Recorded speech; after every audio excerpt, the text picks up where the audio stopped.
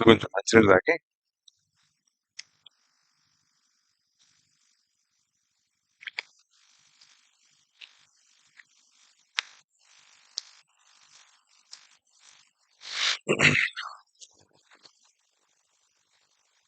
నిన్న సాయంత్రం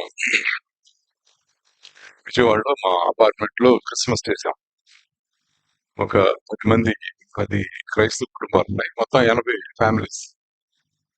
ఈ 10 క్రైస్తవ కుటుంబాల్లో 5 కొంచెం మార్మన్స్ మంది ఉన్న కుటుంబాలు, రక్షణ విషయాన్ని. మేము 5 అనుకుని చేసాం. పోయిన సంవత్సరం కూడా చేసాం. ఆ, చాలా డెకరేషన్ చేసాం. పోయినసారి ఎక్కువ డెకరేషన్ చేయలేదు, కానీ ఈసారి ఎవరో మా మీటింగ్ లోనే లేదు, మనం డెకరేషన్ చేస్తేనే వాళ్ళని ఆకర్షిస్తామని చెప్పి అట్లాగని చాలా కార్ పార్కింగ్ అంతా ఖాళీ చేయించి బాగా చేసాం. నేను మాట్లాడడానికి లేచేటప్పుడు చూసేసరికి అంత డెకరేషన్. మాలో ఇప్పుడు అది ఆర్సి రోమన్ క్యాథలిక్ వాళ్ళ షాప్ ఉంటుంది, జీవన్ ధార అని చెప్పి. అక్కడికి వెళ్ళి దాదాపు 5-6 వేలు రూపాయలు పెట్టి తీసుకొచ్చాం. Star, 2-3 star tree, Christmas tree ఉంటుంది కదా. క్రిస్మస్ ట్రీ అనేది పేరు ఎందుకు వచ్చిందో ఎవరికి తెలియదు ఇంతవరకు. ఎవరికైనా తెలుసా అని చూస్తా ఉన్నా నేను. ఎవరికి తెలియదు క్రిస్మస్, ఆ ట్రీకి క్రిస్మస్ ట్రీ అని పేరు ఎందుకు వచ్చిందో తెలియదు. ఆ స్టార్ కి క్రిస్మస్ స్టార్ అని ఎందుకు వచ్చిందో తెలియదు. అన్నిటికీ క్రిస్మస్ క్రిస్మస్ టైలింగ్ చేసాం. అట్లా చూస్తా ఉంటే ఈ రకరకాల ఇవన్నీ చూస్తా, వాటిని మనం సైన్స్ అండ్ సింబల్స్ అంటాం. క్రిస్టియన్ వర్షిప్ అనే దాంట్లో, క్రిస్టియన్ వర్షిప్ అనే సబ్జెక్ట్ లో మేము బీడీ లెవెల్లో చదివిన సబ్జెక్ట్ లో సైన్స్ అండ్ సింబల్స్ అనేది చాలా ప్రత్యేకమైన అధ్యాయం. అంటే ఆరాధన మందిరం ఉన్నప్పుడు దానికి ఉన్న చిహ్నాలు, సంకేతాలు. ప్రధానమైన చిహ్నం సిలువ ఉంటుంది అని చెప్పి చదివాం. అలాగే రకరకాలైన చిహ్నాలు, ఇట్లా వాక్యాలు రాయడం కూడా ఒక చిహ్నం, ఒక సైన్. మనం సాధారణంగా సిలువలు పెట్టుకోం అని ఎట్లా వాటి మీద ఒక ప్రత్యేకమైన సబ్జెక్ట్. ఈ క్రిస్టియన్ వర్షిప్ లో అది ప్రధానమైన క్రైస్తవ ఆరాధన అనే సబ్జెక్ట్ లో సైన్స్ అండ్ సింబల్స్ అనేది ఒక చాలా ఇంపార్టెంట్ అధ్యాయం అన్నమాట. దాంట్లో మార్కులు ఎట్లా వస్తాయంటే, బైబిల్ కాలేజీలో మీరు ఎవరిని మీ పిల్లలు బైబిల్ కాలేజీకి పంపించేటప్పుడు మీరేం చెప్పాలంటే, మార్కులు సంపాదించుకోవాలంటే మీరు అనుకున్నది రాయకూడదు. మాష్ గారి మనసులో ఏముందో గ్రహించుకుని రాయాలి. ఆయన ఒకే విషయాన్ని పదే పదే చెప్తున్నాడు అనుకోండి, ఆ విషయం అంటే ఆయనకి చాలా ఇష్టం అనేది. మా మాష్ గారు చాలా ఆంగ్లికన్ సంఘం ఉంది ఇంగ్లాండ్ లో. ఆంగ్లికన్ ఆ ట్రెడిషన్, ఆ సంప్రదాయంలోంచి వచ్చిన వాడు. ఆయనకి ఆర్కిటెక్చర్, మందిరాలు ఉంటాయి కదా, మళ్ళాగా ఇలా పెద్ద హాల్స్ అట్లా ఉండకుండా కొంతమంది ఇళ్లలోనే హాల్లోనే చర్చిలు నడిపేస్తున్నారు, రూమ్స్ లో చర్చిలు నడిపేస్తున్నారు. ఆ చర్చ్ అయిపోయింది, అందరూ వెళ్ళిపోయిన తర్వాత చాపలైన తీసేసి మళ్ళీ టీవీ పెట్టి కూర్చుంటారు. అట్లాంటి సంఘాలు కూడా ఉన్నాయి. మనం ఎవరిని విమర్శించాల్సిన అవసరం లేదు. అలా కాకుండా పెద్ద పెద్ద 50,000 మందికి, 60,000 మంది పట్టే వీటన్నిటికీ సింబల్స్ ఉంటాయి, సైన్స్ ఉంటాయి, చిహ్నాలు, సంకేతాలు. ఆయన ఆంగ్లికన్ అనే రకరకాలైన ఈ సంప్రదాయాలు వీటన్నిటితో నిండిన సంఘం నుంచి వచ్చాడు కాబట్టి ఆయనకి అవంటే చాలా ఇష్టం. అట్లా ఒక ఆర్కిటెక్చరల్ సంఘాలు ఎలా ఉండాలి, పైన పెద్ద సిలువ ఉండాలి, తర్వాత అద్దాలు ఉండాలి, అద్దాల మీద పెయింటింగ్స్ ఉండాలి, పెద్ద పెద్ద పెయింటింగ్, అట్లా అలాంటి రకాలంటే చాలా ఇష్టం ఆయనకి. అందుకని నేను ఆయన బాగా సమర్థిస్తే రాసేసాను. ఎగ్జామ్ లో, అసైన్మెంట్స్ లో అట్లా రాసేస్తే నాకు ఫస్ట్ మార్క్ వచ్చింది. అందులో A+ ఇచ్చారు నాకు. అట్లాగే మీరు కూడా చేయాలి. అది బైబిల్ కాలేజీ విషయం. నేను నిన్న మీటింగ్ లో చూస్తుంటే ఈ సైన్స్ అన్నిట్లో కూడా ఒక సైన్ మిస్ అయింది అనుకున్నాను నేను. ఈ చిహ్నాలన్నిట్లో కూడా ఒక చిహ్నం మిస్ అయింది ఏంటి అనుకున్నాను. సువార్త సభలు జరిగే చోట మనకు కనిపించే ఆ చిహ్నము, అనేకమైన సంఘాల మీద కనిపించే చిహ్నము క్రిస్మస్ సంబరాల్లో మిస్ అయిపోయింది. ఎట్లా మిస్ అవుతుంది అని నాకు ఒక ఆలోచన వచ్చింది. ఆలోచన రాగానే నేను తయారు చేసిన ప్రసంగం అంతా ఎక్కడికి పోయి ఆ మాయమైపోయిన క్రిస్మస్ సంబరాల్లో కనిపించకుండా పోయిన ఆ చిహ్నం మీదే మాట్లాడాను నిన్న. మా వాళ్ళందరూ కూడా ఆశ్చర్యపోయారు. మిగిలిన 5 ఫ్యామిలీస్, ఏంటన్నా నువ్వు క్రిస్మస్ ప్రసంగం, నువ్వేంటన్నా గుడ్ ఫ్రైడే ప్రసంగం చేసేవేంటన్నారు. గుడ్ ఫ్రైడే ప్రసంగమే చేస్తాను నేను, ఎందుకంటే యేసు ప్రభు వచ్చింది గుడ్ ఫ్రైడే కోసమే. సరేనా? అలా చూస్తే ఎక్కడ సిలువ అనేది ఎక్కడ కనపడాలి నాకు. ఈ రోమన్ క్యాథలిక్ షాపుల వాళ్ళు క్రిస్మస్ సందర్భంలో అసలు సిలువలు అమ్మరు. ఎక్కడ అమ్మినా కూడా అక్కడ ఒక మూలన పెడతారు ఆ సిలువలన్నీ. క్రిస్మస్ అంటే చెక్కీల దండలు, ఆర్టిఫిషియల్ పూల దండలు, ఇంకా స్టార్లు, ఈ క్రిస్మస్ ట్రీని అలంకరించడానికి రకరకాల బాల్స్, షూస్ కూడా పెడతారు. ఎందుకు షూ ఎందుకు పెడతారో నాకు అర్థం కాదు. అట్లా ఆ క్రిస్మస్ ట్రీ యొక్క డెకరేషన్ ఆర్టికల్స్ ఇవే ఉన్నాయి. సిలువ ఎక్కడికి పోయింది? క్రిస్మస్ ట్రీకి సిలువ ఎందుకు పెట్టట్లా? ప్రథమ క్రిస్మస్ లో మొట్టమొదటి క్రిస్మస్ జరిగినప్పుడు అసలు మొట్టమొదటి క్రిస్మస్ అనేది జరగలేదు, మనకు తెలియని కూడా తెలియదు. బైబిల్లో ఎక్కడ మత్తయి సువార్తలో గాని, లూకా సువార్తలో గాని ఇది క్రిస్మస్, యేసు ప్రభు ఈసారి జన్మించాడు కాబట్టి సుమియోను చెప్పలేదు, అన్న అనే ప్రవక్తి కూడా చెప్పరా, గాబ్రియల్ దూత అసలు చెప్పరా. ఈ దినము నుంచి ప్రతి సంవత్సరము ఆయన పండుగను వేడుకగా చేసుకొనుడి అని ఎవరు చెప్పలే మనకి. బైబిల్ ఎక్కడ లేదు. పౌలు ఎక్కడ చెప్పాడు? పేతురు ఎక్కడ చెప్పాడు? అసలు ట్రెడిషనల్ వ్యక్తి యాకోబు ఎక్కడ చెప్పాడు? పోనీ ప్రకటనలో ఎక్కడైనా ఉందా? ఎక్కడి నుంచి వచ్చింది ఇది క్రిస్మస్? నేను చాలా సినిక్ అంటారు సిరా, సినిక్ అంటే నిరాశావాదిలాగా మారిపోతున్నాను నేను ఈ రోజుల్లో. ఈ క్రైస్తవ సంఘం, నేను వెళ్ళే చాలా సంఘాల తీరును చూస్తుంటే సినిసిజం వచ్చేస్తుంది. రిటైర్ అయ్యాను కాబట్టి గట్టి గట్టిగా మాట్లాడినా కూడా మనకేం ప్రాబ్లం లేదు, మనల్ని ఎవరు అడిగేవాళ్ళు. అందుకని ఇట్లా మాట్లాడుతున్నాను అనమాట. క్రిస్మస్ అనేది 336 క్రీస్తు శకం 336లో ప్రారంభమైంది. అంతకు ముందే కాన్స్టాంటైన్ అనేవాడు రోమా సామ్రాజ్యాన్ని అంతా క్రైస్తవ సామ్రాజ్యంగా ప్రకటించేశాడు. ఎవడ క్రైస్తవుడు అయినా కాకపోయినా ఆటోమేటిక్ గా సామ్రాజ్యంలో ఉన్న లక్షలాది మంది ఆ రోమా ఆ పాలనలో ఉన్న చిన్న చిన్న రాజ్యాల్లో ఎక్కువ మంది క్రైస్తవులు అయిపోయారు. ఎందుకంటే క్రైస్తవుడు అవ్వకపోతే ఉద్యోగాలు దొరకవు, క్రైస్తవుడు అవ్వకపోతే ఇంకేముండదు. ఇంకొకటి ఏం ప్రారంభమైందంటే క్రైస్తవులు కాని వాళ్ళని హింసించడం మొదలు పెట్టారు. అప్పటి వరకు క్రైస్తవులు హింసించారు, ఇప్పుడు క్రైస్తవులు కాని వారికి హింసలు, ఇబ్బందులు ఎదురైనాయి. అందుకని అందరూ క్రైస్తవులు అయిపోయారు. అప్పుడు ఆలోచన చేశారు, ఇప్పుడు ఈ పండుగను ఏం చేసుకోవాలి మనం? సూర్యుడికి ఒక పండుగ చేస్తున్నాం కదా, సూర్యుడు ఎక్కువగా ప్రకాశించే రోజున వాళ్ళు పండుగ చేసుకునేవాడు, చీకటి నుంచి సూర్యుడు బయటకు వచ్చాడని. తర్వాత ఇంకేవో పండుగలు, క్రైస్తవులకు పండుగలు ఎక్కడున్నాయి అని వీళ్ళు ఏం చేశారంటే గంప కొత్తగా ఆ సూర్యుడి పండుగని డిసెంబర్ 25 చేసుకుంటారా, డిసెంబర్ 25 క్రిస్మస్ అనేసారు. క్రిస్మస్ అంటే యేసు ప్రభు పుట్టినరోజు, యేసు ప్రభు పుట్టాడు అన్న అర్థము కాకుండా యేసు ప్రభువుకి చేసే ఆరాధన అని కొంచెం జ్ఞానాన్ని ఉపయోగించి వాళ్ళు క్రీస్తు ఆరాధన దినముగా డిసెంబర్ 25న వాళ్ళు ప్రకటన చేశారు. ఏదో ఒకటి చేస్తున్నారు కదా, కనీసం క్రిస్మస్ రోజునన్నా కూర్చుని యేసు ప్రభు యొక్క పుట్టుకని, యేసు ప్రభు యొక్క పుట్టుకలోని ఉద్దేశాన్ని, యేసు ప్రభు పుట్టుకలోని ఆ అద్భుతాన్ని ఆలోచించుకుంటారేమో అనుకుంటే రాను రాను ఏమవుతుందంటే ఈ క్రిస్మస్ ఉద్దేశంలోనికి మనము జ్వరపడకుండా, మనము వెళ్లకుండా రకరకాలైన ఆటంకాలు సైతాన్ని పెట్టాడు. ఆటంకాల్లో ప్రధానమైన ఆటంకం ఏంటంటే డెకరేషన్ చేసుకోవాలని. చూసారా, మళ్ళీ నేను డెకరేషన్ వ్యతిరేకంగా మాట్లాడుతున్నా. వ్యతిరేకంగా అది చక్కగా చెట్లు పెట్టుకోండి. వాటన్నిటికంటే ముఖ్యంగా కొంచెం సేపు కూర్చుని, ప్రభువా నువ్వు ఈ లోకానికి ఎందుకు వచ్చావు, నీ ఉద్దేశాన్ని నేను జ్ఞాపకం చేసుకుంటున్నానని ప్రార్థన చేద్దాం. లూకాసు వార్తలో మనకి ఇది క్రిస్మస్ సందర్భం ఉంది కదా, లూకాసు వార్తలో క్రిస్మస్ సందర్భం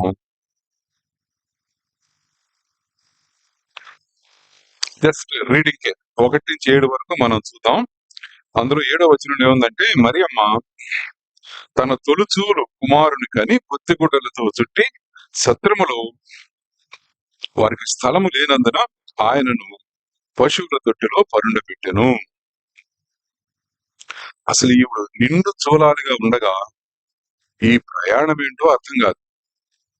యోసేపు తన భార్యను తీసుకుని, ఈ రోజుల్లో అయితే మనం ఒప్పుకునే వాళ్ళం కాదు, గర్భవతిగా ఉంది కదా, ప్రెగ్నెంట్ గా ఉంది కదా, ప్రయాణాలు చేయకూడదని చెప్పేవాళ్ళు. అంత పెద్ద ప్రయాణం పెట్టుకున్నాడు పాపం, బెత్లెహేముకు వెళ్ళిపోయాడు. ఇదంతా మీకు విచిత్రంగా అనిపించట్లా? ఎందుకు ప్రయాణం చేశాడు? ఈ జనాభా లెక్కల్లో ఉండడం అనేది చాలా ప్రాముఖ్యమే. అంతకంటే ప్రాముఖ్యము బిడ్డ కదా. ఏదైనా ప్రమాదం జరిగితే చాలా రకాలుగా శరీరంలో వచ్చే సమస్యల మూలంగా ఏమైనా జరిగితే జరగవచ్చు ప్రమాదం. ఇంకోటి ఏంటి, ఆ వెళ్లే దారిలో ఎవరన్నా దారి దోపిడీలు జరిగి బందిపోట్లు వచ్చి పడినా పడవచ్చు. చాలా రిస్కీ ప్రయాణం ఇది. ఎందుకు తీసుకున్నాడు? యోసేపుకి తెలియదు, దేవుడే నడిపిస్తున్నాడు. ఎందుకు నడిపిస్తున్నాడు? బెత్లెహేంలోనే పుట్టాలి కదా ప్రభువు. ఈ అధిపతి, ఇశ్రాయేలీయులను నా ప్రజలను పరిపాలించే అధిపతి, నిత్యము ఉండిపోయే రాజ్యాన్ని స్థాపించే అధిపతి ఎక్కడ పుట్టాలి? బెత్లెహేంలోనే పుట్టాలని చెప్పి ఎవరు చెప్పారు?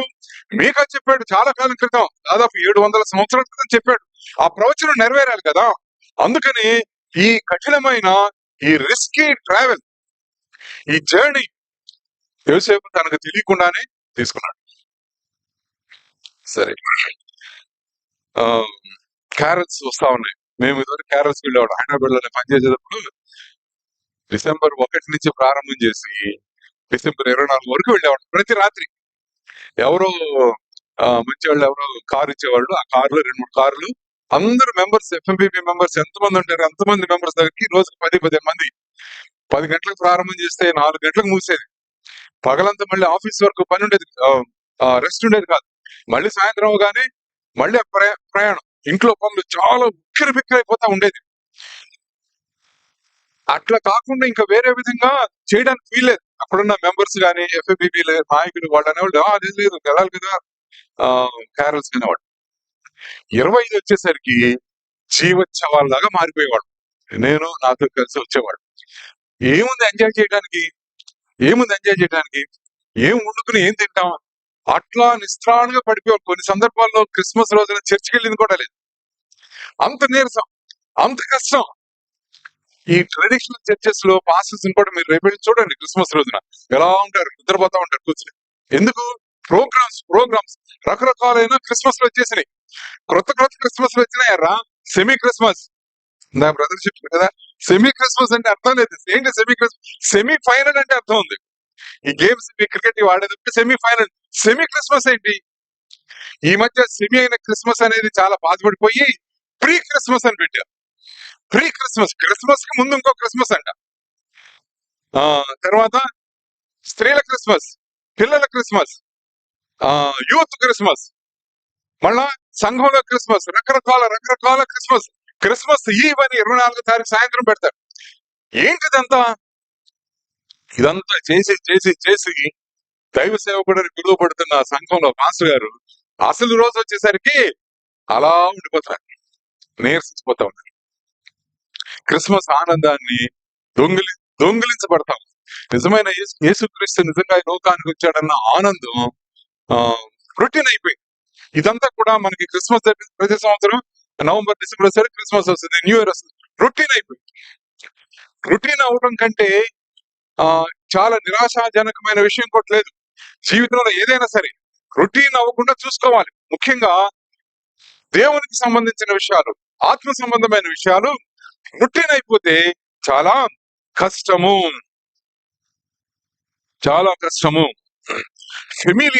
ఫెమిలియారిటీ అనేది ఫెమిలియర్ అయిపోతాం. మతం అనేది ఫెమిలియర్ అయిపోయింది. దేవుని వాక్యం అనేది చాలా ఫెమిలియర్ అయిపోయింది.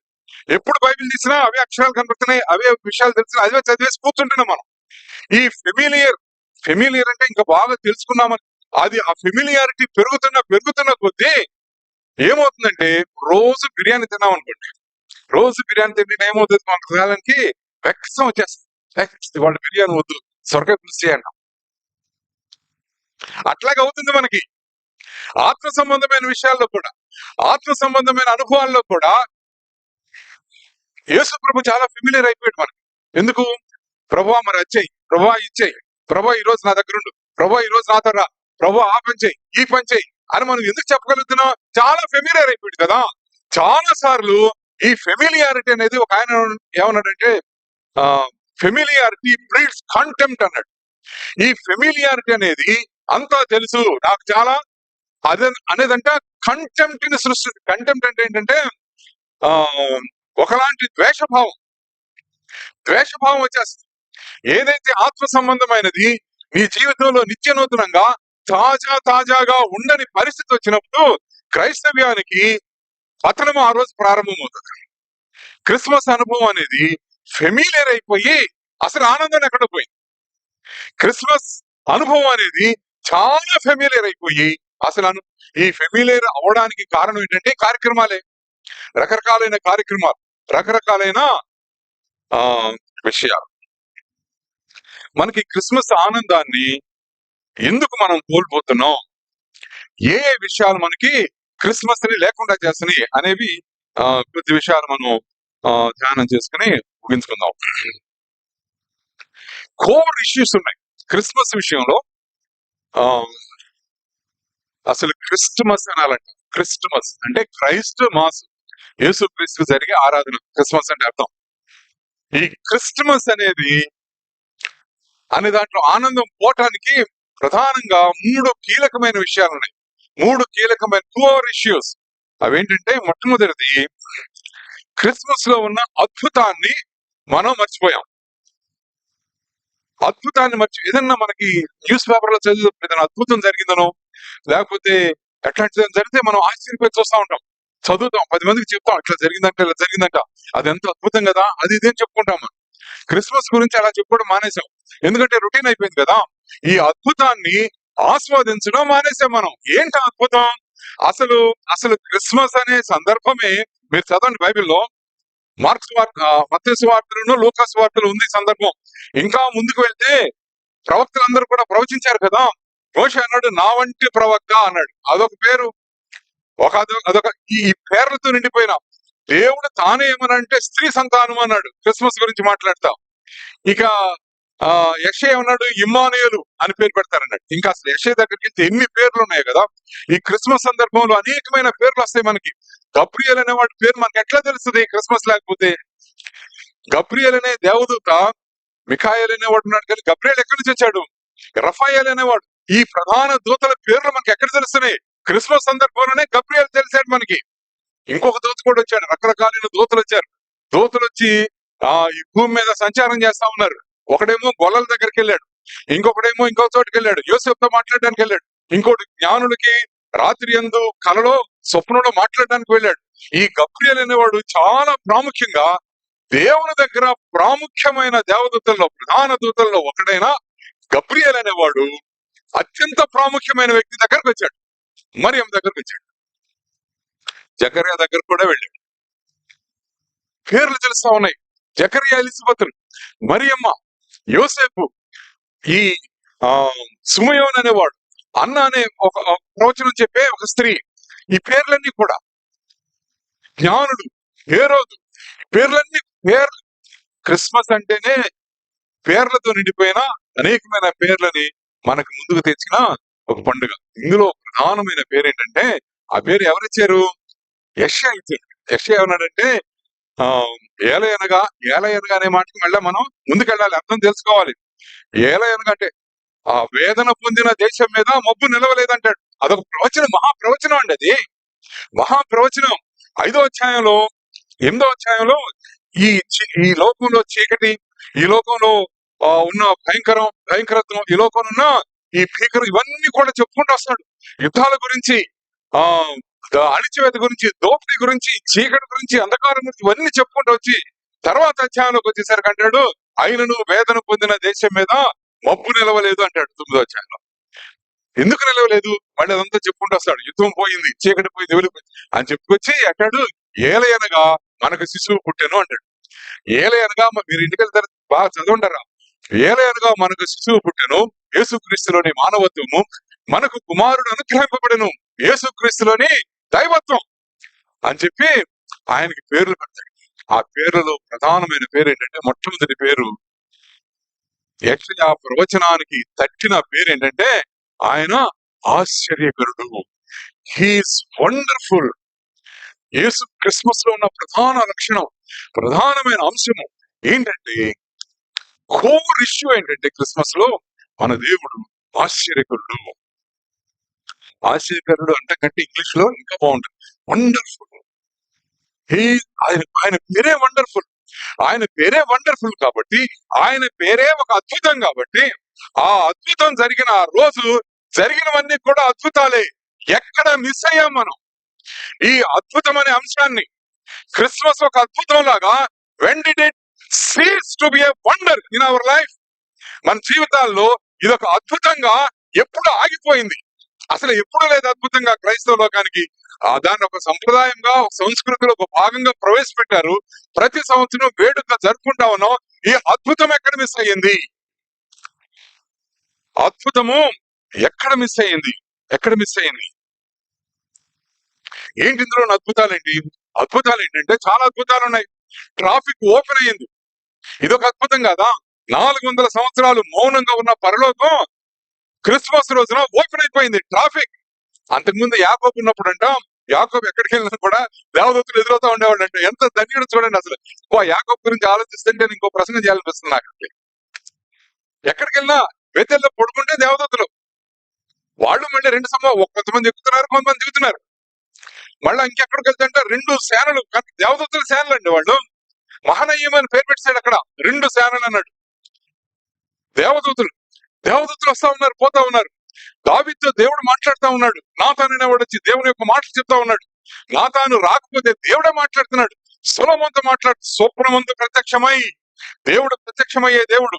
తర్వాత ఈ ప్రవక్తల దగ్గరకు వచ్చేసరికి వాళ్ళతో ఎప్పుడు మాట్లాడుతా ఉన్నాడు. మలాకి అయిన తర్వాత 400 సంవత్సరాలు మౌనం. ఎక్కడ మాట్లాడడం? ఇంకా ఈ రోమన్ క్యాథలిక్ వాళ్ళ సంప్రదాయాలకు అయితే అక్కడక్కడ మక్కబీస్ అని చెప్పి వాళ్ళ చరిత్ర ఉంటుంది. వాళ్ళు యుద్ధాలు చేయడం, వాళ్ళకి ప్రవక్తలు వచ్చి వాళ్ళకి, అది మనం యాక్సెప్ట్ చేయాల. ఆ భాగాన్ని దేవుని వాక్యంగా మనం యాక్సెప్ట్ చేయాల. 400 సంవత్సరాలు మౌనం. ఈ మౌనం తర్వాత జరిగిన అద్భుతం ఏంటంటే ప్రవక్తలు రావడం అంటే కాదండి, సరాసరి దేవదూతలే వచ్చేసారు. దేవుడు పరలోకపు తలుపు బారులుగా తెరిచేశాడు. ఏం జరగబోతా ఉంది? ఏం అద్భుతం అసలు దేవదూతలు రావడమే ఒక అద్భుతం అయితే, వాళ్ళు తీసుకొచ్చిన ఈ సందేశం చూసారా? వాళ్ళు దేనికి వచ్చారో ఆ విషయం ఉంది చూసారా? అది ఇంకా మహా అద్భుతం. అది మహా అద్భుతం. త్రిత్వములో 2వ వాడైన మహాదేవుడైన దేవదూతలతో ప్రతినిత్యము కూడా పరిశుద్ధుడని పొగడబడే ఆ మహారాజైన దేవుడు చిన్న పసివాడిలాగా లోకానికి వస్తూ కొద్ది గుడ్డలతో చుట్టుబడి, ఎవరి మనసుకు అర్థమవుతుంది ఈ విషయం? How can we comprehend? ఈ సత్యాన్ని ఎట్లా అర్థం చేసుకోగలుగుతున్నాం? ఈ అద్భుతంలో మునిగి, ఈ అద్భుతంలో అసలు అద్భుతం అంతా పోయింది మనకి. ఆశ్చర్యం లేదు క్రిస్మస్ అంటే ఆశ్చర్యం లేదు. మరొక అద్భుతం ఏంటో తెలుసా? 356 ప్రవచనాలు ఉన్నాయి యేసుక్రీస్తు గురించి పాత నిబంధనలో. ఎంత అద్భుతం! అది పిన్ పాయింటెడ్ గా అన్ని నెరవేరుతా ఉన్నాయి. బెత్లెహేంలో అంటే బెత్లెహేంలో పుడతా ఉన్నాడు. ఇమ్మానుయేల్ అంటే ఇమ్మానుయేల్ పుడతా ఉన్నాడు. కన్యక గర్భవతి అంటే కన్యక గర్భవతి అవుతా ఉంది. ఎన్ని అద్భుతాలు! దావీదు ఎన్ని ప్రవచనాలు! ఈ ప్రవచనాలన్నీ దావీదు చేసిన ప్రవచనాలే. మోషే చెప్పిన ప్రవచనం నాలాంటి ప్రవక్త అన్నాడు. ఆయన లాంటి ప్రవక్త వస్తా ఉన్నాడు. ఇవన్నీ కూడా చాలా పిన్ పాయింటెడ్ గా, టైము తప్పిపోవట్లేదు, ప్రదేశము తప్పిపోవట్లేదు, స్థలము కూడా తప్పిపోవడం లేదు. ఆ రోజు జరిగే అద్భుతాలు వాళ్ళు ఎన్ని చెప్పారో అన్ని కూడా నెరవేరిపోతా ఉన్నాయి. ఎంత అద్భుతం ఇది! అందుకే ఆ సిమియోను అనేవాడికి తెలుసు, మనకు తెలియదు ఆ విషయాలు. సిమియోను అనేవాడు ప్రవచనాలు చదివి అర్థం చేసుకుని వాటి కోసం ఎదురు చూస్తున్నాడు కాబట్టి, వాటి యొక్క పరిపూర్ణత్వం కోసం ఎదురు చూస్తున్నాడు కాబట్టి, సిమియోను అనేవాడు ఆనంద పరవశుడై ఉంది. ఎంత ఆనందం! ఈ అద్భుతంలో ఎంత ఆనందం ఉంది! ఈ ఆశ్చర్యకరుడు ఈ లోకానికి వచ్చినప్పుడు ఆయన తీసుకొచ్చే ఆనందము ఎట్లాంటి పులకరింపజేసే ఆనందము! ఎక్కడ మిస్ అయ్యాం? ఇదంతా ఎక్కడ మిస్ అయ్యాం?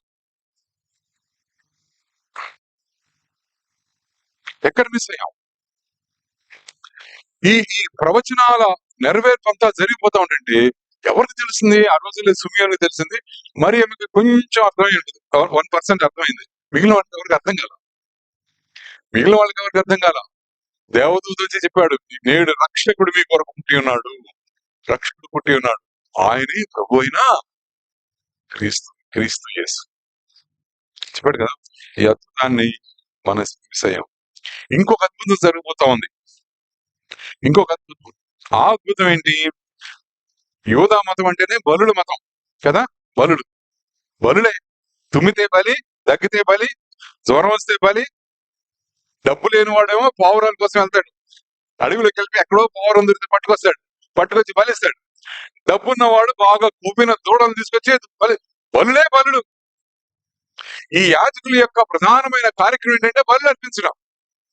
భారతదేశంలో కూడా ఆ కాలంలో కాదు, శ్రీకాలంలో కూడా బలు ఒక 100 ఏళ్ళు 150 ఏళ్ల క్రితం ఇంగ్లీష్ వాళ్ళు వచ్చి బలులను నిషేధించారు కదా, దానికి ముందు అన్ని బలులే. అన్ని ఈ కలకత్తాలో ఉన్న మందిరమే కావచ్చు, లేకపోతే విజయవాడలో ఉన్న మందిరమే కావచ్చు, ఈ మందిరాలన్నింటిలో కూడా ఇవన్నీ కూడా ఫేమస్ ఫర్ సాక్రిఫైసెస్. ఈ బలులు అర్పించడం అనేది ఇంకా కొన్ని ట్రైబల్ సంప్రదాయాలు ఇంకా కొనసాగుతూనే ఉంది. అస్సాంలో కామాఖ్య అని చెప్పి ఒక దేవత ఉంది. మీరు గౌహతికి వెళ్ళేటప్పుడు దారిలో పెద్ద కొండ మీద ఉంటుంది ఆ దేవత. ఈ రెగ్యులర్ గా బలులు అవుతా ఉంటాయి అక్కడ. జంతు బలులు, పక్షి బలులు అర్పిస్తూ ఉంటారు. హిందూ మతంలో కూడా ఋగ్వేదం అని చెప్పి 4 వేదాల్లో ఒక వేదం. ఆ వేదం నిండా ఉన్నది బలులే. ఏ బలికి ఏ మంత్రం చదవాలి, ఏ బలి ఏ విధంగా చేయాలి, ఎలాంటి బ్రాహ్మణుడు చేయాలి, ఇవన్నీ కూడా ఒక ఫుల్ వేదమే బలుల మీద ఉంది. బలులు అర్పించడం. ఇప్పుడు ఏమవుతుంది అద్భుతం ఏంటంటే, ఆ బలులు అన్ని కూడా అర్థరహితం కాబోతుంది. వాటికి అర్థం లేదని కాదు, వాటికి అర్థం ఉంది. ఒక్కొక్క బలికి ఒక్కొక్క విధానము, ఒక్కొక్క బలికి ఒక్కొక్క ఫలితము ధర్మశాస్త్రంలో ఉంది. దేవుడు ఏం చేయబోతా ఉన్నాడు, ఈ బలులన్నిటికీ ఫుల్ స్టాప్ పెడతా ఉన్నాడు. దేవుడు ఏం చేయబోతా ఉన్నాడు, ఈ బలులన్నీ తీసివేయడం ద్వారా ధర్మశాస్త్రాన్ని అర్థరహితం చేస్తా ఉన్నాడు. ఇంకేంటి ధర్మశాస్త్రం? బలులు లేని ధర్మశాస్త్రం ఏంటి? ఆ 10 ఆజ్ఞల? ఆ 10 ఆజ్ఞలను కూడా దేవుడు తీసేయబోతా ఉన్నాడు. ఈ ధర్మశాస్త్రం ఉన్న ఆజ్ఞలన్నీ తీసేయబోతా ఉన్నాడు. ఒకడు వస్తా ఉన్నాడు, ఆయన ఏం చెప్తాడంటే, ధర్మశాస్త్రం అంతా 2 ఆజ్ఞలో ఉంది, అది చేస్తే చాలని చెప్పబోతా ఉన్నాడు. ఇంకెందుకు ధర్మశాస్త్రం? పాత నిబంధన కొట్టివేయబడినని వారు ఎరుగక ఇంకా ముసుగు ధరించి ఉన్నారు. అద్భుతం చేస్తా ఉన్నాడు దేవుడు. తాను మోషేకిచ్చిన ఆ ధర్మశాస్త్రాన్ని అర్థరహితం చేసి తీసి చిక్కన పడేస్తా ఉన్నాడు. ఎందుకు? క్రిస్మస్ మూలంగా. క్రిస్మస్ లో ఉన్న ఆశ్చర్యం అది, క్రిస్మస్ లో ఉన్న అద్భుతం అది. ధర్మశాస్త్రంతో పెనవేసుకుపోయిన యూదా సమాజము కళ్ళు తెరవబోతా ఉంది. ఈ యూదా సమాజం నుంచే అపోస్తలులు వెళ్ళబోతా ఉన్నారు. యూదా సమాజం నుంచి వెళ్ళిన అపోస్తలులే చెప్పబోతా ఉన్నారు, ధర్మశాస్త్రము అర్థరహితము, ధర్మశాస్త్రం లేదు, ధర్మశాస్త్రం కింద మనం లేము అని ఎవరు చెప్పబోతా ఉన్నారు? ధర్మశాస్త్ర పండితుడైన పౌలే చెప్పబోతా ఉన్నాడు. ఎంత ఆశ్చర్యం అది, ఎంత అద్భుతం అది. అద్భుతం జరగడానికి నాంది ఏంటంటే క్రిస్మస్. క్రిస్మస్ ని చరిత్ర కూడా 2గా విభజన జరుగుతా ఉంది. వాళ్ళకి తెలియదు చరిత్ర విభజనని, అపోస్తలులకు తెలియదు, మనకు తెలుసు. చరిత్ర విభజించబడింది. క్రీస్తు పూర్వం అంటున్నాం, క్రీస్తు శకం అంటా ఉన్నాం. క్రీస్తు శకము, క్రీస్తు పూర్వం. చరిత్రని 2గా చీల్చేశాడు. రాకముందు ఆయన సెంటర్ ఫిగర్ అయిపోయాడు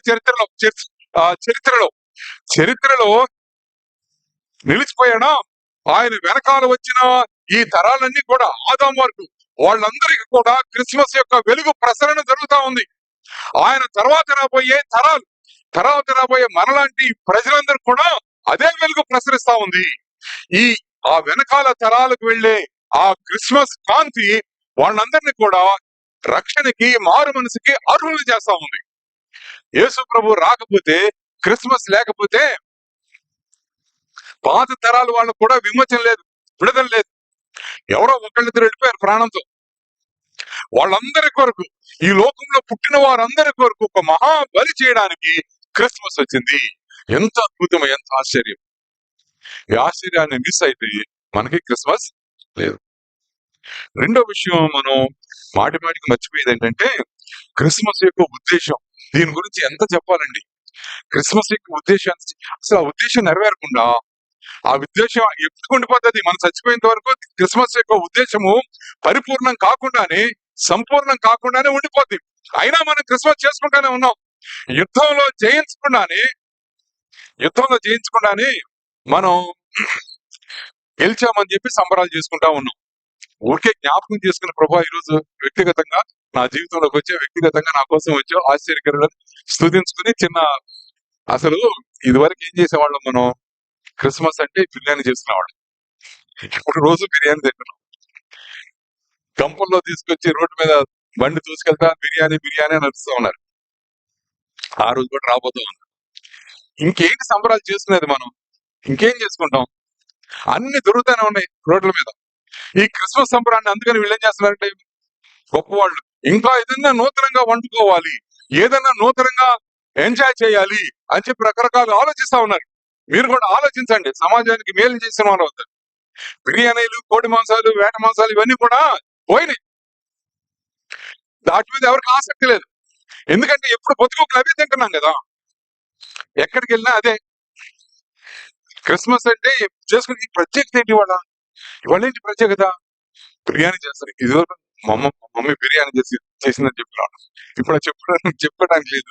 ఏదో ప్రతి వారం ఏదో ఒక బిర్యానీ వస్తా ఉంది మన జీవితాల్లో. బిర్యానీ, పలావు. అసలు బిర్యానీ అనే మాట కూడా మా చిన్నప్పుడు వినపడేది కాదు, పలావ్ అనేవాళ్ళం. ఇవన్నీ కూడా మనకు ఎట్లా ఎట్లా వస్తుంది, ఎట్లా ఎంజాయ్ చేస్తాం మనం క్రిస్మస్ ని? ఉద్దేశం పోయి దేవుడు ఏం చేస్తాడంటే బిర్యానీ అంటే మనుషులకి విసుగు పుట్టేటట్టుగా చేస్తాడు. విసుగొచ్చేస్తుంది మన తిండి మీద చేసే ఈ డెకరేషన్స్ వీటి మీద. పర్పస్ అనేది మనం మర్చిపోయాం. ఏంటి ఆ పర్పస్? తన ప్రజలను వారి పాపము నుంచి ఆయనే రక్షించును గనక నశించిన దానిని వెదకి రక్షించటకు మనుష్య కుమారుడు ఈ లోకంలోనికి వచ్చాను. ఈ ఒక్క పర్పస్ తప్పించి, ఈ ఒక్క ఉద్దేశాన్ని తప్పించి ఇంకేదైనా ఉద్దేశం ఉందా క్రిస్మస్ కి? చెప్పండి. ఇంకేదైనా ఉద్దేశం ఉందా? యేసుక్రీస్తు లోకానికి వచ్చాడు కదా, దానికి కారణం ఈ కారణం తప్పించి ప్రజలని పాపం నుంచి బయటపడేయడానికి. ఇప్పుడు ఇంకా చాలా అలంకరణలు చాలా ఉన్నాయి. ఏంటి? గుడ్డివారు చూస్తున్నారు, తర్వాత చెరలో ఉన్న వాళ్ళు బయటకు వస్తున్నారు. వీటన్నిటికీ ఒకే ఒక అర్థం ఏంటంటే పాపము నుంచి పాపి 6 months ముందే బయటకు వస్తున్నాడు. అదే అర్థం. ఆ ఒక్క అర్థము, ఆ ఒక్క ఉద్దేశము, అది తప్పించి క్రిస్మస్ కి వేరే ఉద్దేశం ఉన్నదా లేదా? వేరే ఉద్దేశమే లేదు. దేవుడు మొట్టమొదటి నుంచి ప్లాన్ చేసి ఆయన ఈ లోకానికి పంపించింది ఒకే ఒక కారణం. ఇందాక ప్రేమ గురించి కూడా చదివాం కదా, ఒకే ఒక కారణం, ఒకే ఒక పర్పస్, ఉద్దేశము.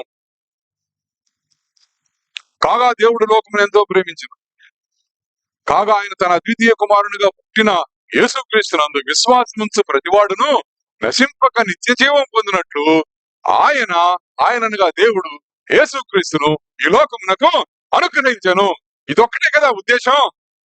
ఈ ఉద్దేశం నెరవేరకుండా భారతదేశంలో ఇంకా 66 కోట్ల మందికి 70 కోట్ల మందికి యేసు అనే పేరు ఒక్కసారి కూడా వినకుండా ఇన్ని కోట్ల మంది ఉన్నప్పుడు మనం ఇక్కడ కూర్చుని యేసు ప్రభు పుట్టాడని బిర్యానీ చేసుకుని, డెకరేషన్లు చేసుకుని, చెట్లు పెట్టుకుని ఉండడానికి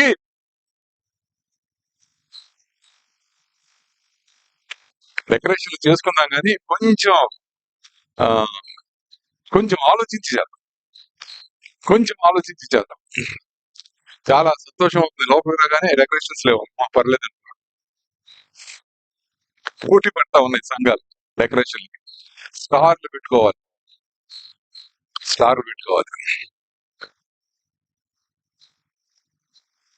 ఎవరెవరో స్టార్లు పెట్టించుకుంటున్నారు. బార్లు, వైన్ షాప్, స్టార్లు. ఎందుకంటే మనం ఈ క్రిస్మస్ యొక్క ఉద్దేశాన్ని లోకానికి చెప్పడంలో ఫెయిల్ అయిపోయింది. సంఘం ఫెయిల్ అయిపోయింది.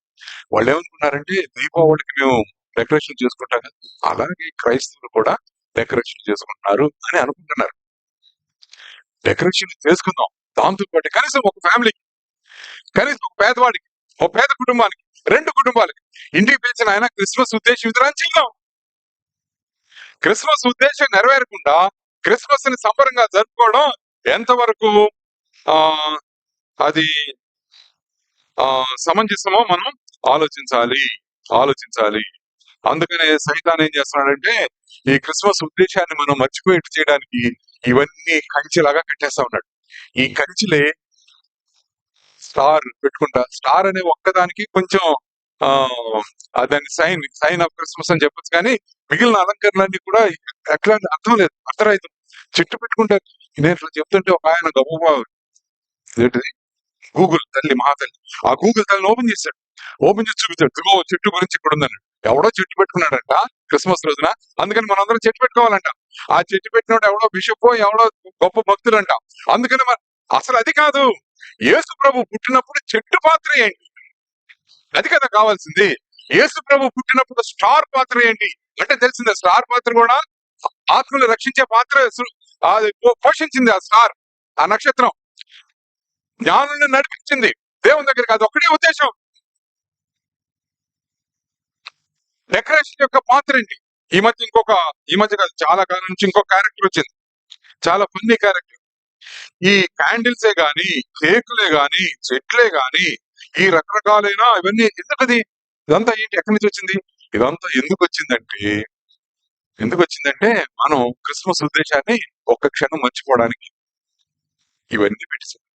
క్రిస్మస్ రోజునే మనం బలంగా ఆలోచించాలి దాని ఉద్దేశం గురించి.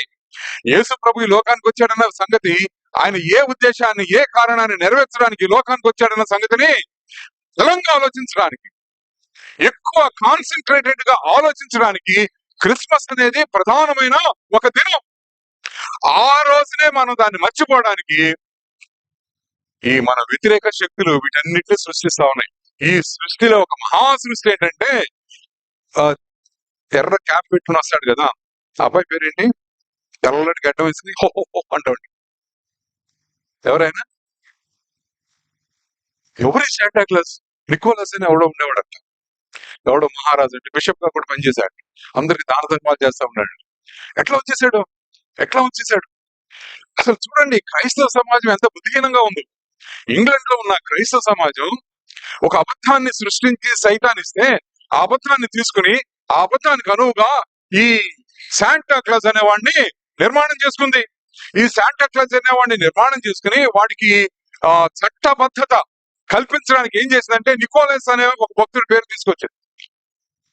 ఏంటి అబద్ధం ఏంటంటే, పిల్లలు క్రిస్మస్ రోజు నాకు అది కావాలి ఇది కావాలంటారు కదా, అప్పుడు తల్లిదండ్రులు వాళ్ళకి ఏం చెప్తారంటే, ఒరే నాయన మీరు హాయిగా నిద్రపోండి, మీ షూలు, మీరు వేసుకున్న బూట్లు, వాళ్ళందరూ బూట్లు వేసుకుంటారు, సాక్స్లు, కొత్త సాక్స్లు బయట మీరు ఎక్కడన్నా తగిలించండి. మీరు నిద్రపోయిన తర్వాత పొద్దున లేవగానే మీరు ఏం కోరుకున్నారు అవి ఆ షూలో ఉంటది. ఎవరు పెడతారు డాడీ అని వాళ్ళు అడుగుతారు. అడిగితే వీళ్ళు అంటారంట, శాంటా క్లాస్ వచ్చి పెడతారంటారు. ఎంత పెద్ద అబద్ధం అది!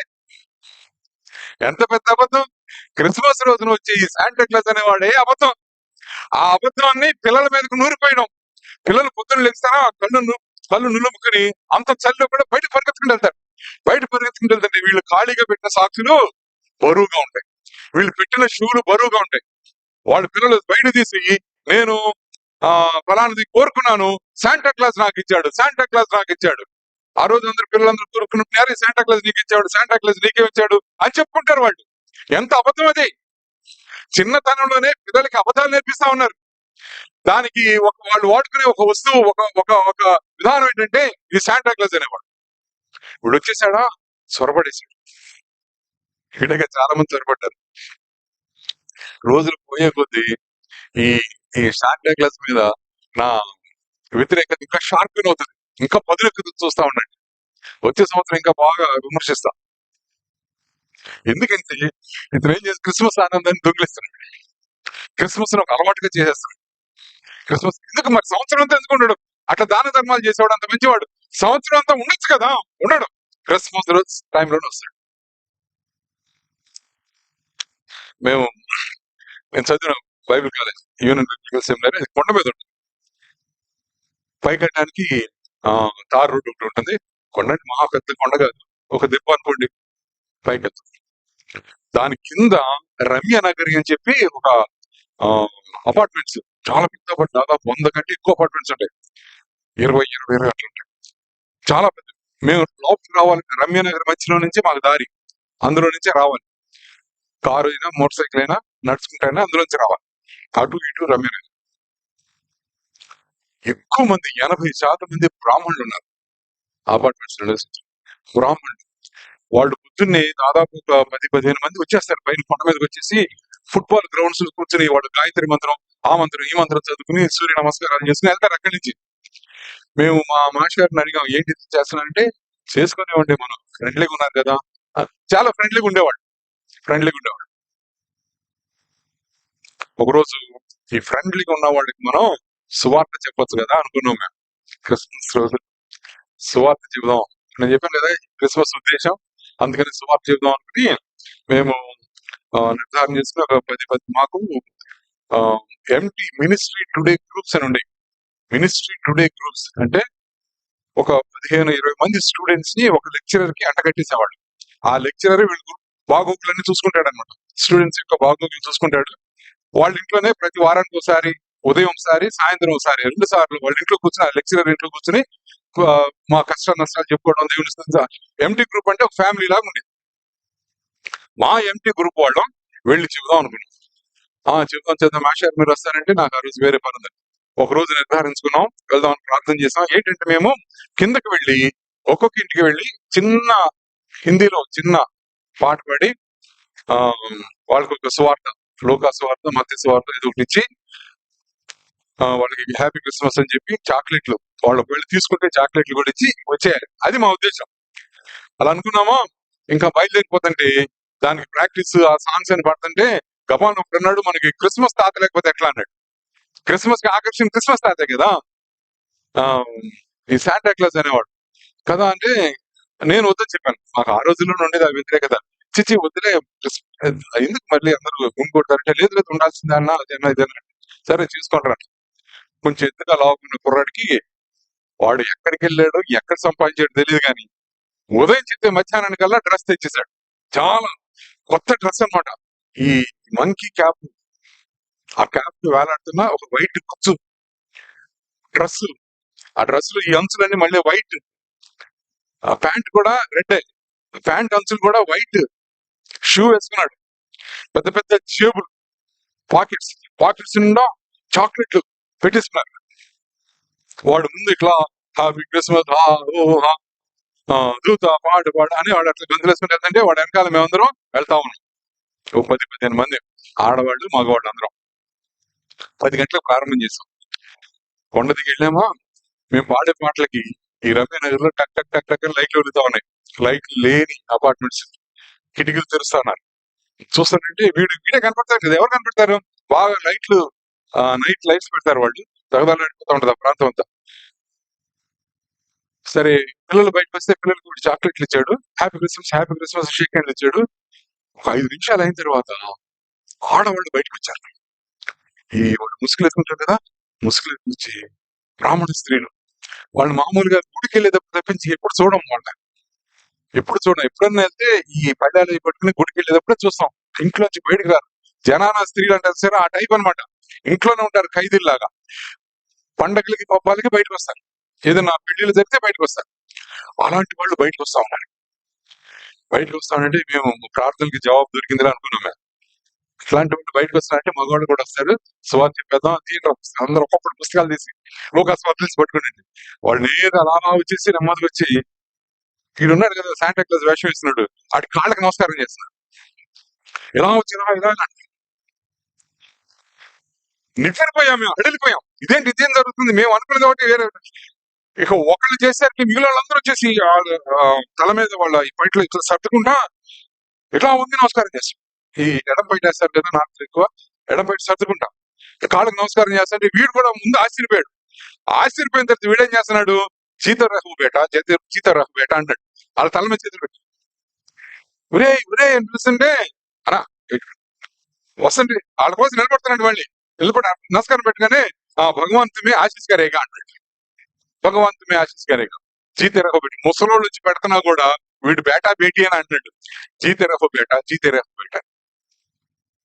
ఇంత రసభాస అయిపోయింది.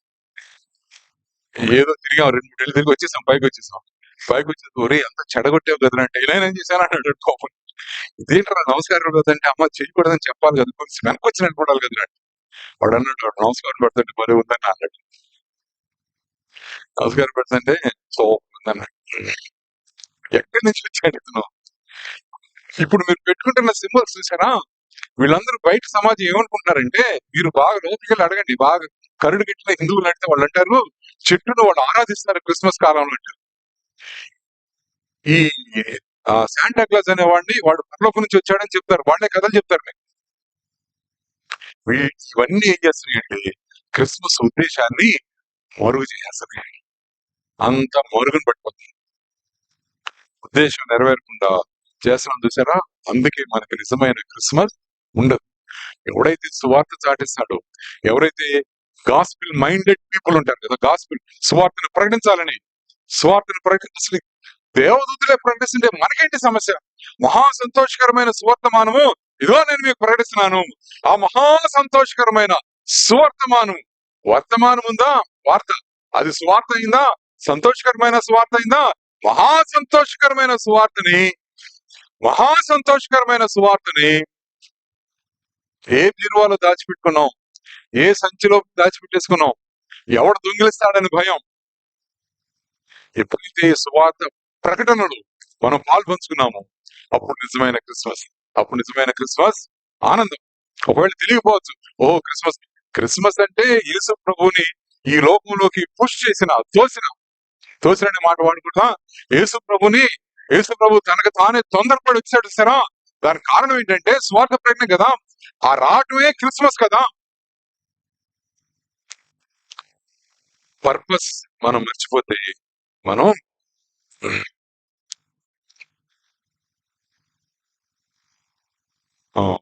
పర్పస్ దేవుడు కానుకగా క్రిస్మస్ ఇచ్చాడు.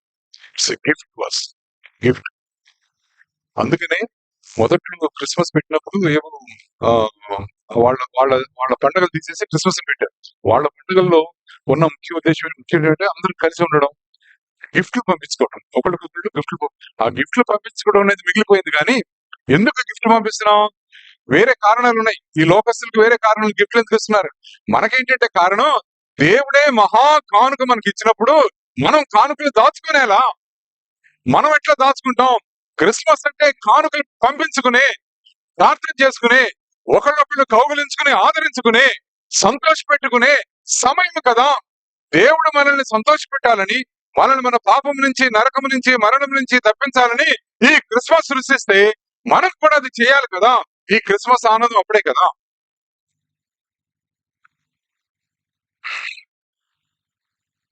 సూక్ష్మములో మోక్షము సుంకరి ఎరుగును గాని దానమే ఎరుగని ధనవంతుడు ఏమి ఎరుగు అని గుర్రం జాషువా గారు ఒక పద్యం రాశారు. పద్యం అది మాట. సూక్ష్మం చాలా. ఏం చేయకుండా ప్రభు అని పాపిని అన్నాడు కదా సుంకరి. ప్రభు పాపిని అంటే ప్రభు ఏమన్నాడు? వాడికంతే వీడు నీతిమంతుడుగా తీర్చబడి ఇంటికి వెళ్ళాడు. వాడెవడు? వాడు పరిసయుడు. వాడు తలదించడం లేదు, తలెత్తుకుని మాట్లాడుతూ ఉన్నాడు. వాడి దృష్టిలో వాడు ఎంత స్వనీతి, ఎంత భయంకరం ఆ జీవితం. నేను ఇస్తున్న సందాలు లెక్క పెట్టుకుంటున్నావా దేవా అంటున్నాడు వాడు. అట్లా మాట్లాడుతున్నాడు.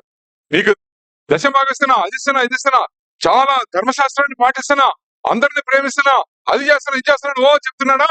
వీడేమో అసలు లోపలికి రావడానికి భయపడిపోయి ప్రభువా పాపిని నన్ను నా మీద కనికరించని ప్రార్థన చేస్తే ప్రభు అన్నాడు ఆ ఉపమానం చెప్పి, వాడికంటే వీడు నీతిమంతుడని చెప్పి. సూక్ష్మములో మోక్షము ఫ్రీగా వచ్చేదాన్ని మానవుడి యొక్క నైజం ఏంటంటే తిరస్కరిస్తుంది.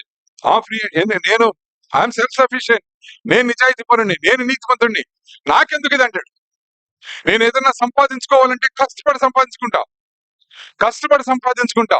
ఇన్ని దేవుళ్ళు, దేవతలు, గుళ్ళు, గోపురాలు తిరిగి నా డబ్బంతా ధారపోసి సంపాదించుకుంటా నేను మోక్షాన్ని. నువ్వు వచ్చి యేసు ప్రభువుని నమ్మితే చాలంటావే. ఇంత సూక్ష్మములు, ఇంత తేలిగ్గా వచ్చే రక్షణ నా దృష్టికి అంగీకార యోగ్యం కాదంటాడు. అహంకారము, స్వనీతి నిండిన, వేషధారణ నిండిన మానవుడు. సుంకరి ఎట్లా కాదు కదా. సుంకరి సూక్ష్మంలో మోక్షము దొరికితే వదిలిపెట్టి. దానమే ఎరుగని ధనవంతుడు ఏమి ఎరుగు.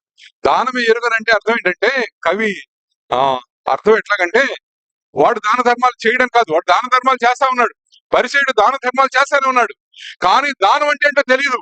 ఏంటా దానము? ఆ దానం ఏంటంటే పరలోకం నుంచి వచ్చిన దానము, పరలోకం నుంచి వచ్చిన కానుక, దేవుడిచ్చిన కానుక. ఆ కానుక తెలియని వాడికి మోక్షం ఎట్లా దొరుకుతుంది? క్రిస్మస్ యొక్క ఉద్దేశం దేవుడిచ్చిన కానుక. మూడవది మనం మర్చిపోయే మూడో విషయం ఏంటంటే, క్రిస్మస్ లో ఉన్న శక్తి, పవర్ ఆఫ్ క్రిస్మస్. ఈ పవర్ ఆఫ్ క్రిస్మస్ ఏం చేసిందంటే, it has pull down the highest to the lowest. ఇది ఆలోచిస్తే మన ఒళ్ళు జలధరించాలి, గగురు పొడవాలి.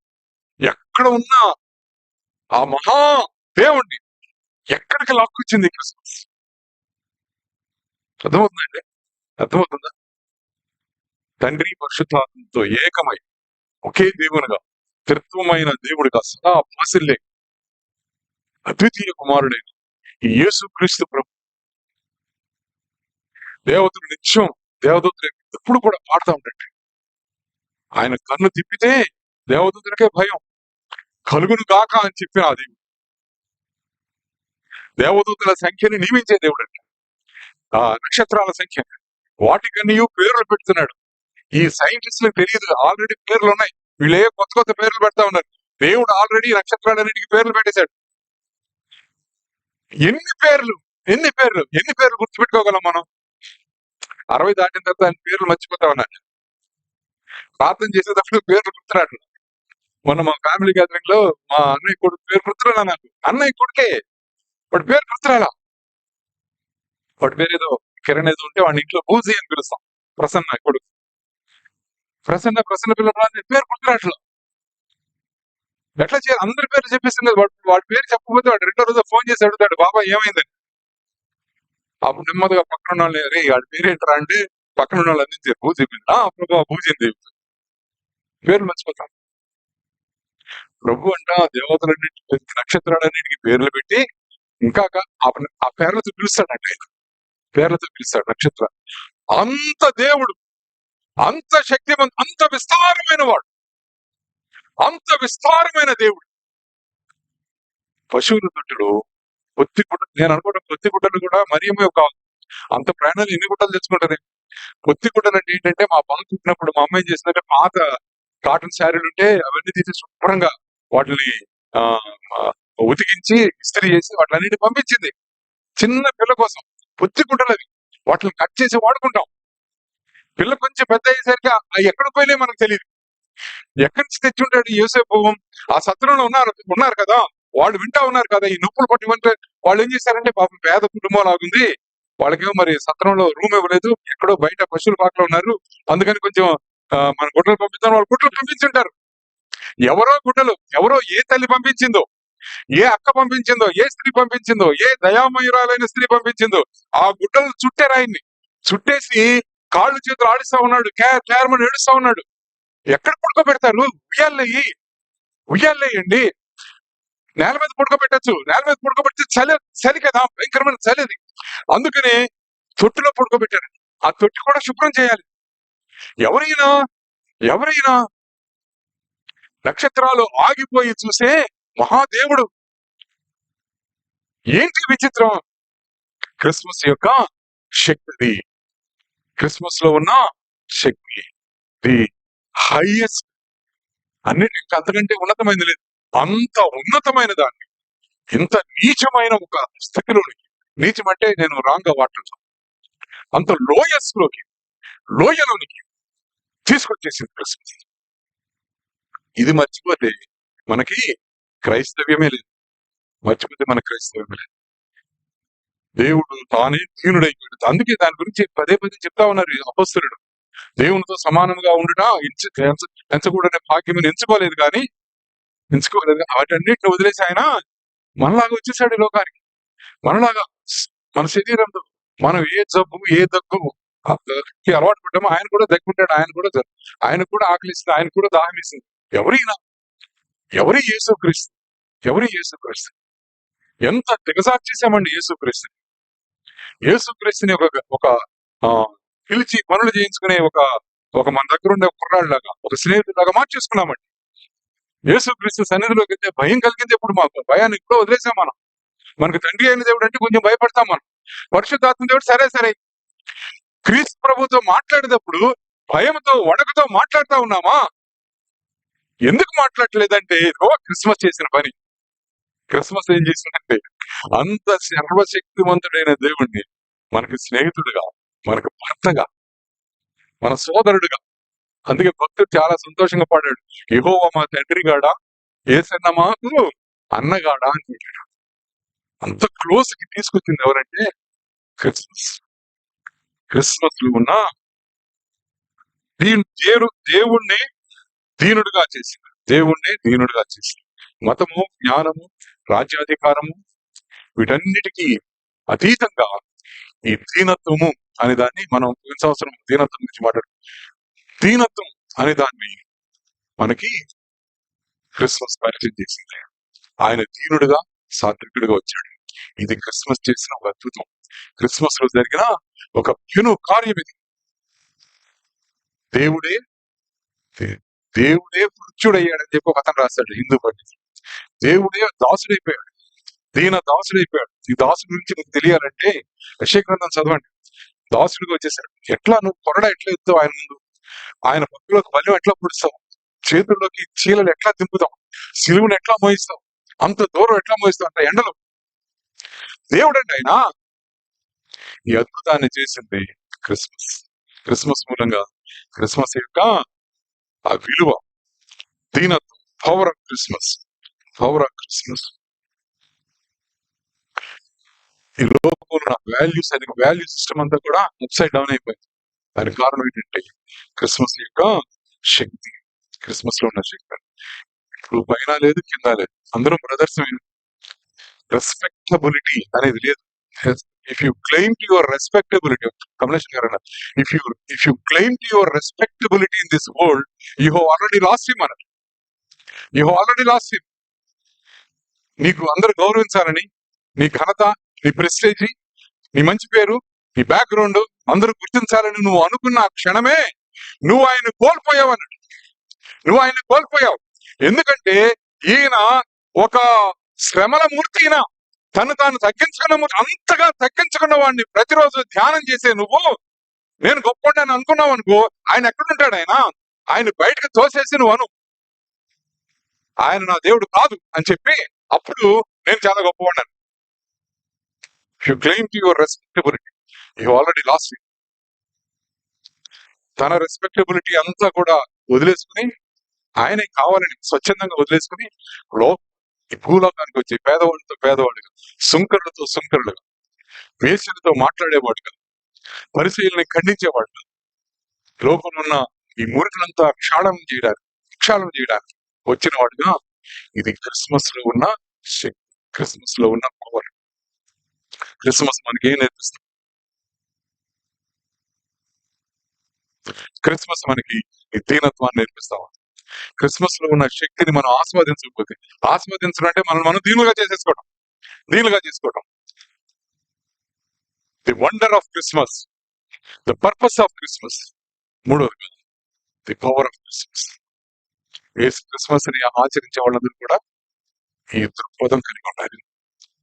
చిన్న సంఘటన చివరిలో, కొంచెం లాంగ్ 5 నిమిషాలు అవుతుందండి. గుజరాత్ వెళ్ళిన మొట్టమొదటి రోజు నాకు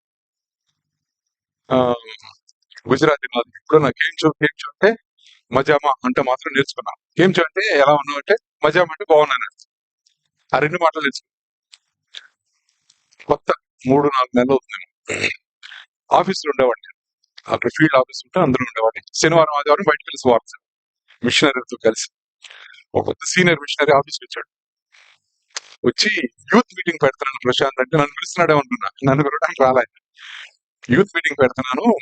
చాలా ఇంటీరియర్ ప్లేస్ అది. కాలిబిల్లని డాన్స్ జిల్లాలో చాలా ఇంటీరియర్ గ్రామంలో ఆయన పనిచేస్తున్నాడు. మంచి పెద్ద సంఘం ఉంది అక్కడ.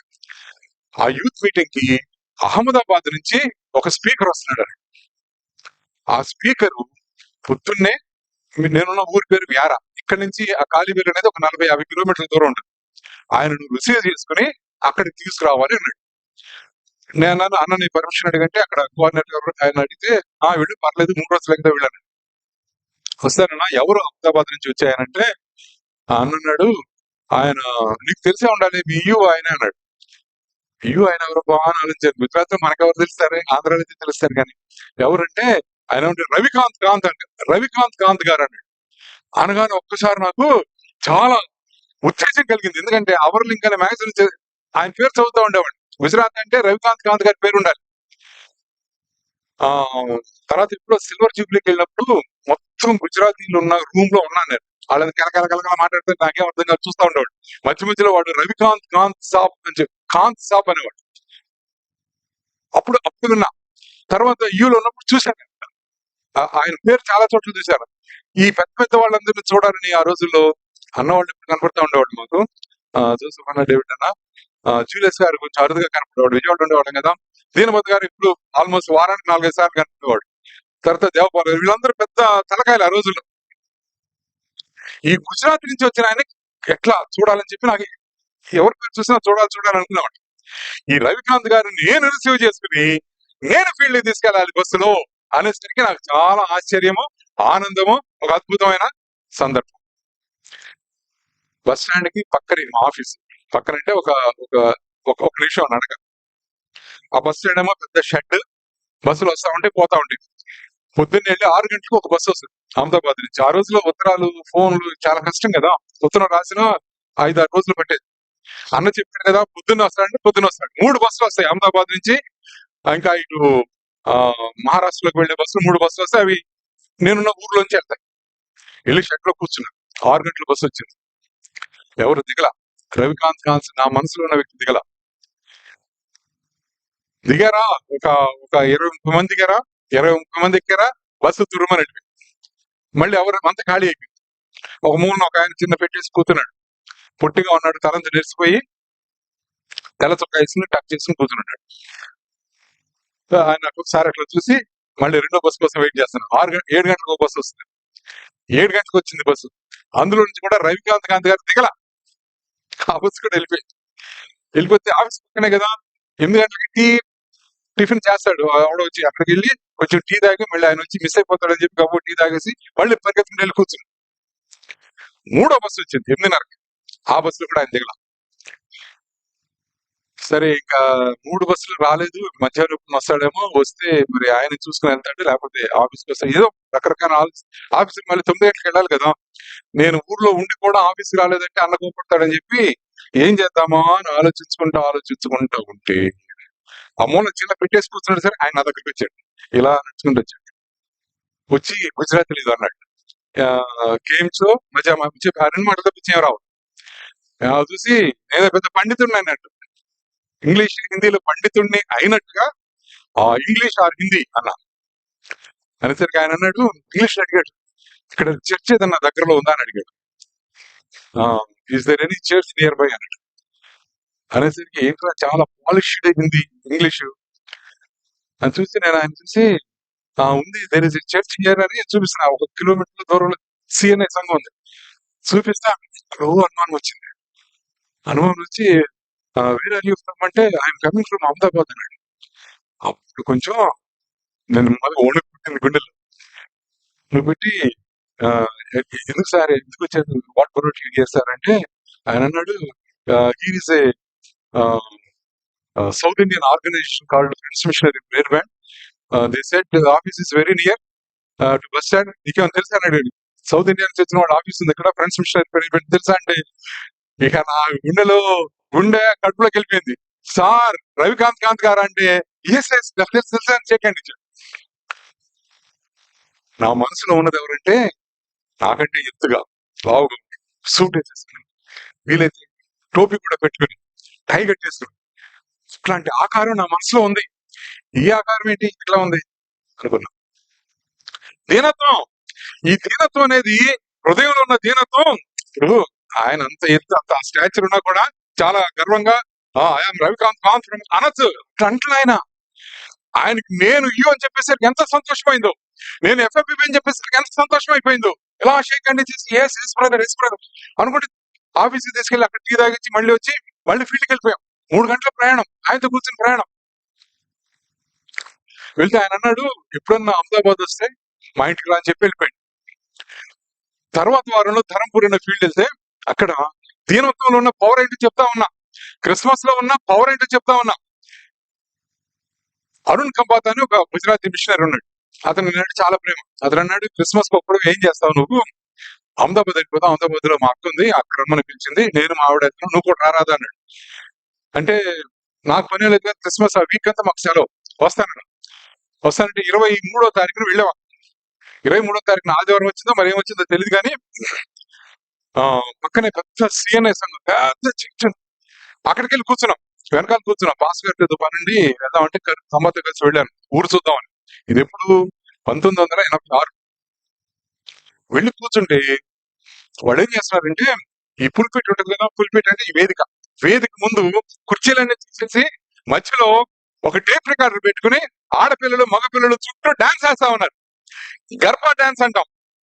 ఆ సెక్స్టన్ ఉంటాడు కదా పనిచేసేవాడు, వాడిని పిలిచి ఏంటి చర్చిలో డాన్స్ చేస్తున్నారు ఏంటంటే వాడు అన్నాడు, క్రిస్మస్ వస్తుంది కదా, క్రిస్మస్ రోజున స్పెషల్ ప్రోగ్రామ్ అన్నాడు. ఆ డాన్స్ కూడా విచిత్రంగా ఉంటుంది. చుట్టూ ఇట్లా డాన్స్ చేసుకుంటే ముందుకు వస్తా వెనక్కి వెళ్తా చుట్టూ తిరుగుతూ ఉంటారు. ఈ హిందువులు ఏం చేస్తారంటే మధ్యలో విగ్రహాలు పెట్టి విగ్రహం చుట్టూ డాన్స్ చేస్తారు. మనకి విగ్రహాలు లేవు కదా, అందుకని టేప్ రికార్డర్ పెట్టి ఒక క్రిస్మస్ సాంగ్ వేసి డాన్స్ చేస్తా ఉన్నారు. నవ్వులు పువ్వులు ఇవన్నీ అవుతా ఉన్నాయి. ఆ ఒకడేమో టేప్ రికార్డర్ పక్కన ఒకడు కూర్చున్నాడు, వాడు లీడర్ అనమాట. వాడు ఇలా ఇలా అంటే వీళ్ళు ఇలా ఇలా డాన్స్ చేస్తా ఉన్నారు. మాకు పాస్ గారు ఇంకా రాలా, మేము కూర్చుని ఉన్నాం, బయటకు ఎక్కడికి వెళ్ళాడు ఆయన. సరే ఇంతలోకి ఎవడో బయట నుంచి పరిగెత్తుకుంటూ వచ్చి ఆ నడిపిస్తున్నాడు సరే, వాడి చెవిలో కొసకొసకొసగా చెప్పాడు. చెప్పాను వాడు టక్మని టేప్ రికార్డర్ ఆఫ్ చేస్తాడు. ఆఫ్ చేసేసి ఏదో గుజరాత్ నుంచి దరిచాడు, మేము వెనకాల ఎక్కడో కూర్చున్నాం, మాకే వినపడుతున్నాం, ఏదో ఇలా అన్నాడు.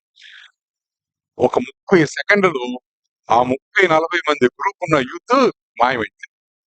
కిటికీలోంచి దూకేవాళ్ళు కొంతమంది, కొంతమంది వెనకాల తలుపుల నుంచి వెళ్ళేవాళ్ళు కొంతమంది, కొంతమంది వెనక్గా వెళ్ళి పులిపిటి వెనకాల పెద్ద తెర ఉంటుందా, ఆ తెర వెనకాల వెళ్ళి అక్కడ తలుపు ఉంది, ఆ తలుపు నుంచి బయటికి పారిపోయినాడు కొంతమంది. ఈ నడిపించేవాడు కూడా గబాలను స్టూల్ తీసేసి టేప్ రికార్డ్ తీసి పక్కన కూర్చున్నాడు. మాకు ఆశ్చర్యం వేసింది, ఏంటి ఎట్లా జరుగుతుంది. అప్పుడు మళ్ళీ సెక్షన్ లో బయటకు వచ్చాడు. బయటకు వస్తే ఏంటి ఏం చెప్తే వెళ్ళారంటే వాడు అన్నాడు ఖాన్ సాబ్ వచ్చాడు. ఎవరు వచ్చారు? ఖాన్ సాబ్ వచ్చాడు. ఖాన్ సాబ్ది సిఎన్ఏ సంఘం కాదు, ఆయనది మెథడిస్ట్ సంఘం, అయింది వేరే సంఘం, ఆయన వేరే ఎక్కడ పని చేసుకుంటాడు. ఆయన వచ్చేసరికి పిల్లలందరూ గప్చిప్, డాన్స్ వేసే వాళ్ళందరూ గప్చిప్ అయిపోయారు. ఇక అట్లా అయిపోయింది. ఏంటి పవర్ ఎక్కడి నుంచి వచ్చింది? ఈ సన్నగా పీలగా పొట్టిగా తెల్ల చుట్టూ వేసుకున్న వ్యక్తికి, టక్ చేసుకుని వైట్ షర్ట్ టక్ చేసుకుని అలా అలా నడుచుకుంటూ వెళ్లే వ్యక్తికి ఈ పవర్ ఎక్కడి నుంచి వచ్చింది? ఇది క్రిస్మస్ లో ఉన్న పవర్, ఇది దీనత్వంలో ఉన్న పవర్. ఇది దీనత్వం అంటే లొంగిపోయి ఓడిపోయిన పరిస్థితి కాదండి. దీనత్వం అంటే ప్రపంచాన్ని జయించే ఒక శక్తిది. ఈ శక్తి క్రిస్మస్ తీసుకొచ్చింది. ఎందుకంటే నా దేవుడు, మన దేవుడు దీనుడై ఈ లోకానికి వచ్చాడు. మన దేవుడు సాత్వికుడై ఈ లోకానికి వచ్చాడు. ఆ సాత్వికత, ఆ దీనత్వాన్ని మనకి ఇచ్చినప్పుడు ఈ దీనత్వం లోపల నుంచి లోకాన్ని జయిస్తుంది. గబో వీళ్ళు కలిసో నేను చూశాను కదా అన్నాడు. అవును సార్ అంటే అరుణ్ కబాదతో చెప్తున్నాడు, Arun tomorrow you bring him home అన్నాడు.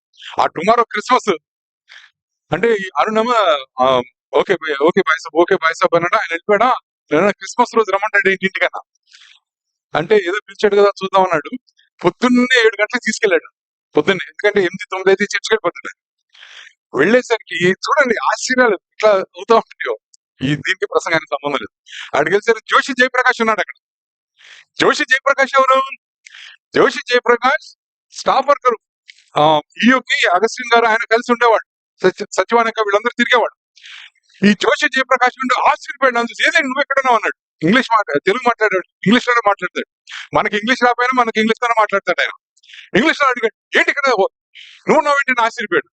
లేదు లేదు ఖాన్ సాబ్ రమ్మన్నారు, ఊరికి జస్ట్ హలో చెప్పాను, టీ ఇచ్చారు, టీ తాగేసి ఆయన పక్కన వచ్చి షేక్ అని ఇచ్చి హ్యాపీ క్రిస్మస్ చెప్పి వచ్చేసారు.